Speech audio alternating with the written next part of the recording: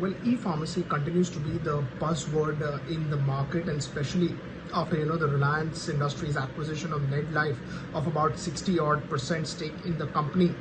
It's something which has come back onto radar of everyone. Just wanted to highlight that there have been a lot of new players into this segment. So whether you talk about Apollo Pharmacy, which has just recently gone into this, of course their pharmacy business is very big, but that's sort of largely a very physical pharma business that we are talking about.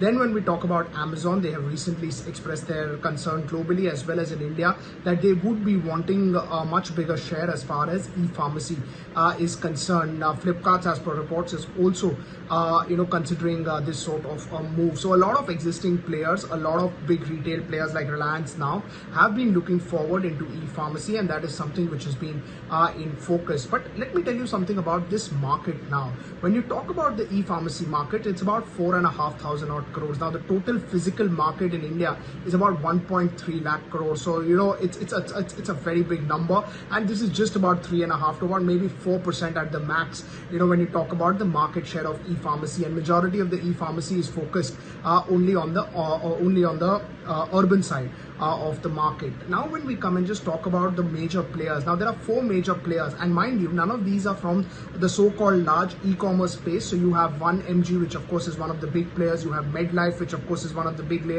players. Reliance acquired a company, Netmed, and they are a substantial part as far as these concerned. So there are a total number of 4 large players, but yes, there are various other players, various new players who want a pie into this business. Why so? Since 2017, this business has been on a great growth number.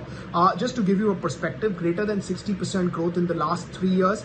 Till 2023-24, you have some reports or some banks predicting that it could grow as much as greater than about 65-67%. Now there are a lot of rules, a lot of laws that need to be followed from a pharmacy business. So whether you have a prescription drug, whether you are allowed to give this drug or not, how do you source this drug, how do you trace back, and that's why it's different from a brick and mortar model or a e-commerce model. But till now, the pharmacy business has not been seen an express delivery, which means if you order now, it's not that you get it right away. But probably, with Reliance coming into this, that could be the next big trigger, because they have stores all across. They have pharmacy business within that, the physical pharmacy business. And once when you order online, you could probably get an express delivery as well. So this business is surely changing in.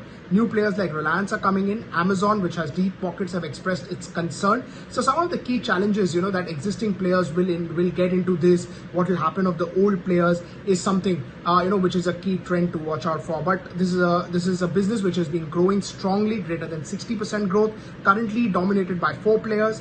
Old players like Apollo Pharmacy have got into this pharmacy business. They have done very well. Their execution skills are great. So that's of course one player to watch out for, because they know this market.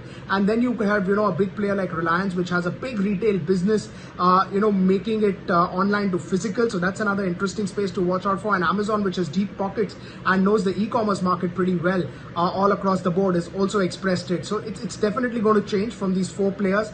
There are things happening in, acquisitions are happening in, and that's why it becomes an interesting space which continues.